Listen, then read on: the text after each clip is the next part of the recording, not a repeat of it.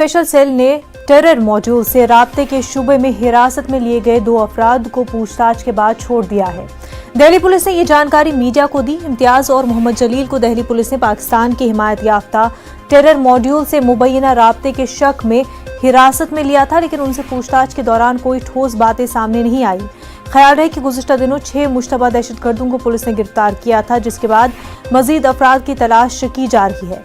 Terror module का mastermind उसैदुर Rahman हो सकता है। आपको बता दें कि उसैद गिरफ्तार किए गए उसामा का वालिद है।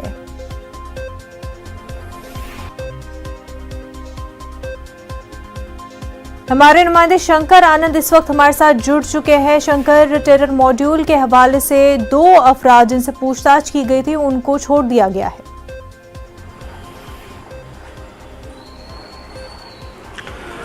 देखिए, कल उत्तर प्रदेश से 2 शख्स को लाया गया था, दिल्ली लाया गया था और दिल्ली में लाने के बाद दिल्ली स्पेशल सेल की टीम लगातार उससे पूछताछ कर रही थी।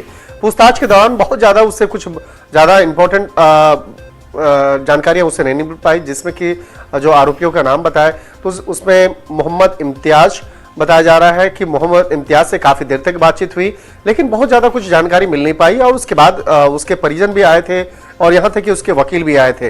लिहाजा इस मामले की गंभीरता को देखते हुए मोहम्मद इम्तियाज को छोड़ दिया गया और इसके साथ ही जो दूसरा शख्स था मोहम्मद जमील, उनको भी छोड़ दिया गया। तो एक तरह से कहा जा सकता है मोहम्मद जमील और मोहम्मद इम्तियाज, इसके बारे में यूपी एटीएस काफी इनपुट्स दिए थे और बाकायदा कहा गया था कि इसको गिरफ्तारी होनी चाहिए, लेकिन जिस तरह से बाकायदा इस मामले में जब स्पेशल सेल की टीम पूछताछ की तो उन दोनों के खिलाफ बहुत ज्यादा कोई सबूत नहीं मिले और ऐसा लगा कि इसके अभी जो फिलहाल इसे गिरफ्तार नहीं किया जा सकता। लिहाजा इसी बात की गंभीरता को देखते हुए इन दोनों को छोड़ दिया गया, लेकिन उन दोनों को छोड़ते वक्त में यह भी बोला गया कि अगर आपकी जरूरत पड़ेगी तो आपको फिर से पूछताछ की प्रक्रिया में हिस्सा लेने के लिए आना होगा।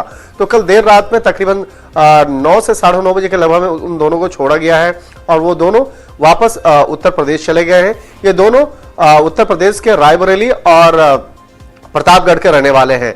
तो एक तरह से कहा जा सकता है कि स्पेशल सेल की टीम फूक फूक के कदम उठा रही है। अगर किसी के खिलाफ अगर ठोस सबूत मिल रहे हैं तो उसकी गिरफ्तारी भी कर रही है, लेकिन अगर किसी के खिलाफ ठोस सबूत नहीं मिलते हैं तो उसे गिरफ्तार नहीं भी किया जा रहा है, क्योंकि कोर्ट में जब पेश किया जाएगा तो निश्चित तौर पे बताना पड़ता है कि आरोपियों के खिलाफ क्या ठोस सबूत है।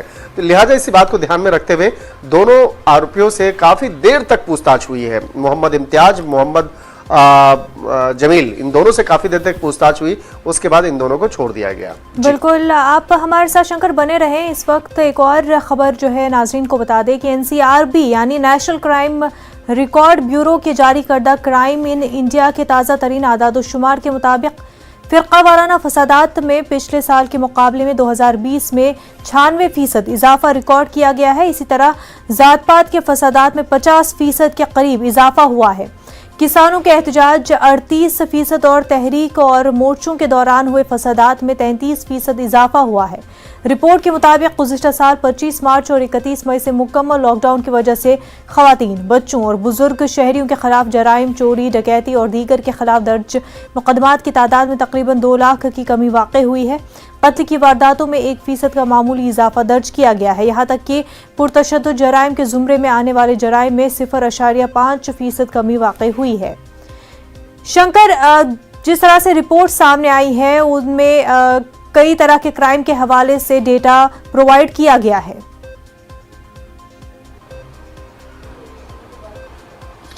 निश्चित तौर पे देखिए, जिस तरह से नेशनल क्राइम रिकॉर्ड ब्यूरो ने एक रिकॉर्ड जो है अपना डेटा जो है बाकायदा वो जारी करते हुए इस मामले में कई अलग अलग एंगल में क्राइम के बारे में जानकारी दिया है, जिसमें कि अगर बात करें क्राइम पे बात करें तो जिसमें अगर दुष्कर्म की अगर बात करें तो दुष्कर्म करने के जो मामले जिस तरह से लगातार राजनीतिक गलियारों में सुर्खियां बनी हुई है, तो इस मामले में यह भी जानकारी मिली कि राजस्थान में सबसे ज्यादा दुष्कर्म के मामले वो सामने आए और इस मामले में नेशनल क्राइम रिकॉर्ड्स ब्यूरो ने अपनी रिपोर्ट में यह भी बताया है कि उत्तर प्रदेश इस मामले पे दूसरे नंबर पे है। दूसरे नंबर पे उत्तर प्रदेश का स्थान आ रहा है और इसके साथ ही ये भी बताया गया है कि साल 2020 में सबसे ज्यादा जो दुष्कर्म करने के जो मामले हैं वो राजस्थान में दर्ज हुए और राजस्थान में जो दर्ज मामले हैं तकरीबन 5310 मामले दर्ज हुए।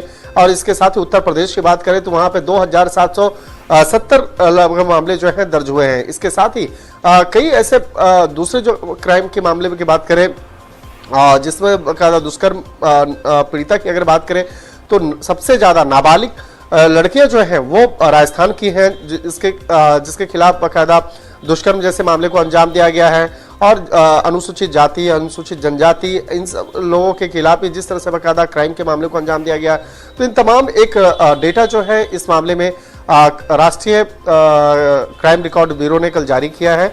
और इस मामले में अलग अलग कॉलम बना करके अलग अलग राज्यों के तमाम जो क्राइम का जो ग्राफ है बाकायदा उसके बारे में पेश किया गया है।